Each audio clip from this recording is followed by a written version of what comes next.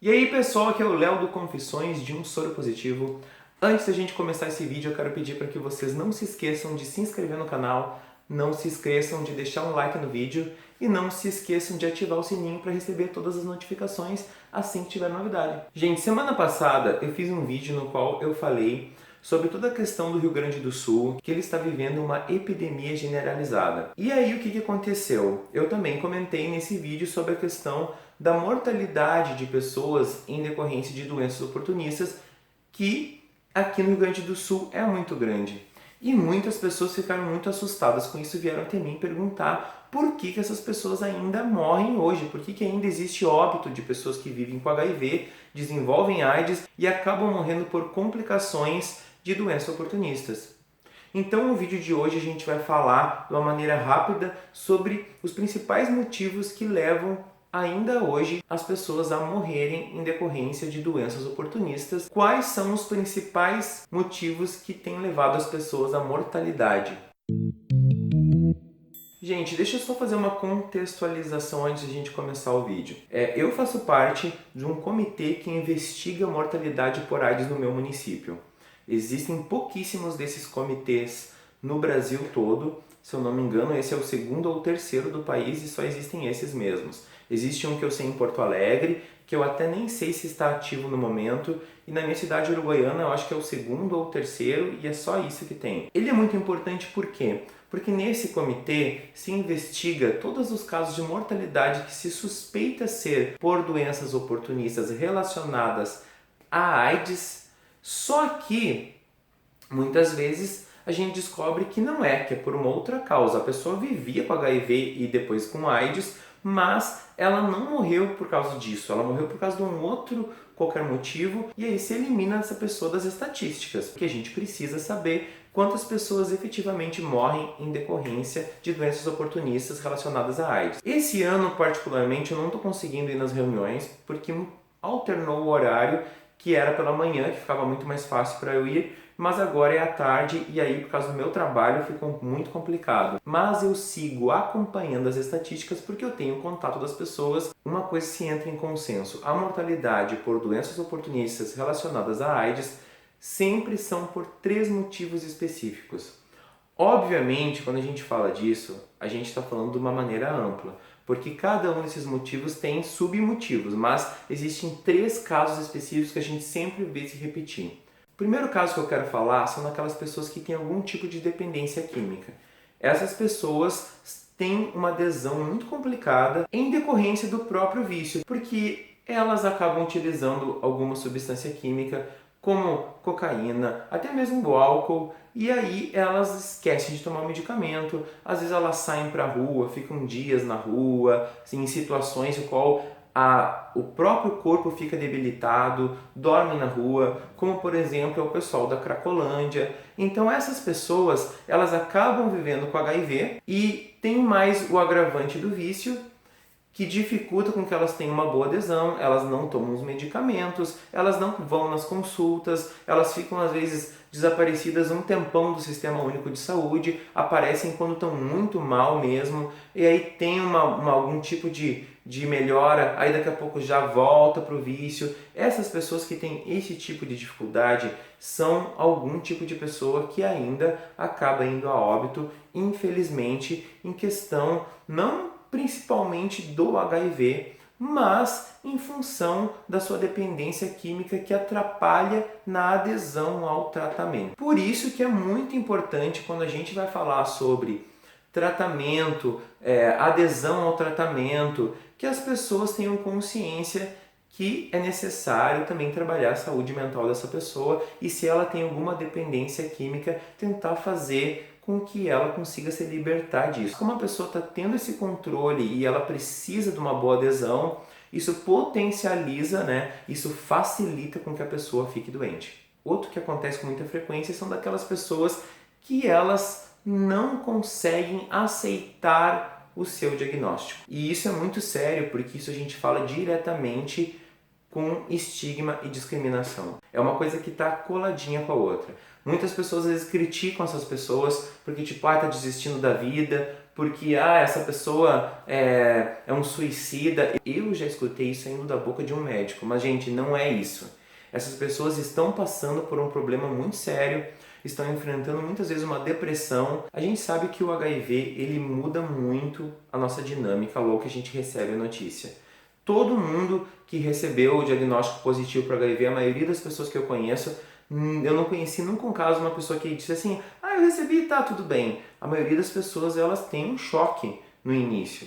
Muitas dessas pessoas conseguem, depois do tempo, se reerguer e tocar a vida para frente, mas algumas dessas pessoas, em decorrência do medo, em decorrência da discriminação e do estigma que ainda se carrega, não conseguem ir para frente porque elas ficam com medo que outras pessoas descubram, ficam com medo de as pessoas perceberem que elas estão tomando algum tipo de medicamento, e aí muitas não vão até o posto para pegar o medicamento com medo de ser vista no posto. Muitas pessoas, elas não carregam o medicamento com medo que alguma pessoa veja e pergunte, ela não sabe o que dizer. Então, assim, vocês percebem que não é que a pessoa não queira tomar o medicamento por birra. Ela não quer em função de todo o estigma e discriminação que o tratamento traz, caso isso acabe virando uma coisa aberta. Se essa pessoa começa a falar sobre isso, ou se outras pessoas descobrem, toda vez que vai ter que iniciar um relacionamento, aquele medo de ter que contar ou não, isso muitas pessoas não conseguem lidar, e por causa disso muitas pessoas não aceitam o tratamento, não aceitam essa condição, e aí elas acabam ficando doentes. Já estavam com a saúde mental debilitada em função do baque da notícia e não conseguiram se reerguer, e aí essa pessoa precisa de um acompanhamento psicológico para poder seguir em frente. Só que a gente precisa compreender que às vezes para algumas pessoas é só seguir em frente, mas às vezes para outras pessoas ela já está com tanto problema que o HIV é só mais um que veio para arrebentar de vez. Então essas pessoas às vezes não conseguem ir para frente e elas não conseguem ter uma boa adesão ao tratamento e infelizmente acabam indo a óbito. O que a gente precisa pensar, principalmente as pessoas que trabalham com saúde mental, é tentar ver como reverter a situação e resgatar essas pessoas para que elas consigam compreender que não é o fim, que tem como ter uma vida digna, mesmo que ela enfrente alguns problemas. E por isso também que é muito importante a gente sempre tentar lutar contra o preconceito, contra a discriminação. Por isso que a gente bate nessa tecla, porque a gente sempre diz que o estigma mata. E essas pessoas que não fazem uma boa adesão porque não aceitam o tratamento é justamente em questão da morte social que muitas acabam recebendo, às vezes por uma não aceitação da sua condição de sorologia da família, do meio em que vive, do trabalho, dos amigos, etc. Nem todo mundo é privilegiado e consegue tocar a vida para frente, infelizmente. Um outro caso que é um caso que é muito comum e talvez eu acho que de todos os casos ele é o que acontece com mais frequência, é o caso de diagnóstico tardio. Porque o que acontece? As pessoas elas não têm o hábito de fazer uma testagem e acabam fazendo uma testagem só quando apresentam algum sintoma ou começam a ficar encucado. Muitas vezes as pessoas têm uma exposição, elas sabem que tiveram uma exposição sem prevenção sexual e aí elas vão protelando até chegar um momento em que não tem mais como e fazem um exame, esse exame dá positivo. Muitas vezes quando as pessoas descobrem isso, não tem muito mais o que fazer. Por quê? Porque o CD4 está muito baixo e essa pessoa já desenvolveu uma doença oportunista e aí, gente, às vezes não tem muito o que fazer. Muitas vezes aconteceu de uma pessoa baixar o hospital, ser internada e a pessoa descobrir que ela tem HIV horas antes do óbito. E na verdade essa pessoa nunca tinha feito um teste para HIV. Isso não é apenas uma questão individual de cada pessoa de não fazer o seu teste. A gente conseguiu constatar através do comitê que muitas vezes as pessoas passaram mais de 10, 15 vezes pelo Sistema Único de Saúde e nunca foi ofertado um teste rápido para essas pessoas. Às vezes porque é uma pessoa mais idosa, às vezes porque é uma criança, às vezes é porque é um jovem que as pessoas deduzem que não estão se relacionando sexualmente ou que não se relacionam mais sexualmente, como é o caso das pessoas idosas, e aí aquela pessoa poderia ter sido tratada às vezes anos antes, porque quando a gente vai ver o histórico, ela já apresentava uma situação que era decorrente, por anos e anos e anos e anos, e as pessoas nunca se atinaram em fazer um teste rápido quando elas iam procurar o Sistema Único de Saúde. Por isso que é importante que os municípios se peguem em fazer o comitê de mortalidade. Porque quando a gente faz um comitê de mortalidade, a gente consegue identificar caso por caso e consegue ver o que mais está matando as pessoas quando se fala de doenças oportunistas relacionadas à AIDS em cada município e identificar o erro.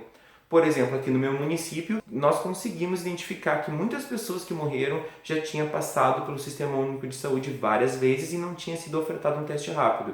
Então agora, em todas as unidades, virou regra, assim que a pessoa chega, não importa com qual sintoma, seja ofertado para ela um teste rápido.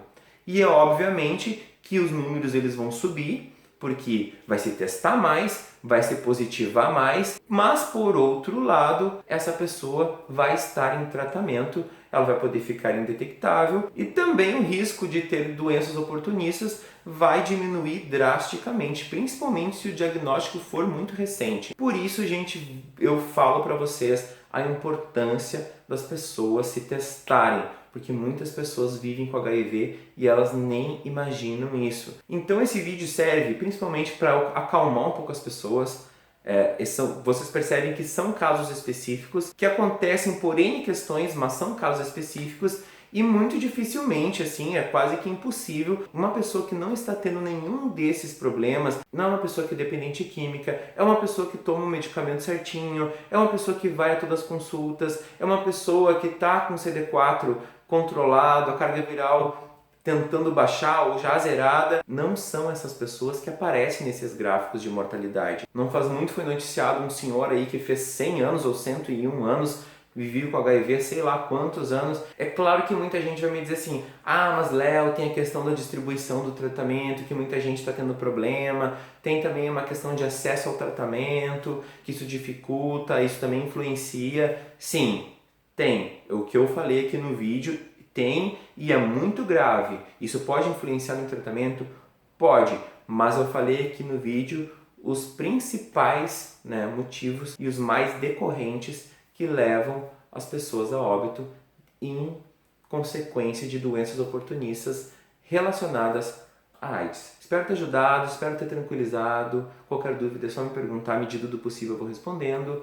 Pode colocar dúvida aqui embaixo se quiser, eu vou tentar responder. Mas não esquece que a gente não está aqui para julgar ninguém, a gente não está aqui para apontar o dedo. É para tirar dúvidas e esclarecer. Um beijo no coração de todos, espero que vocês tenham gostado. Até semana que vem.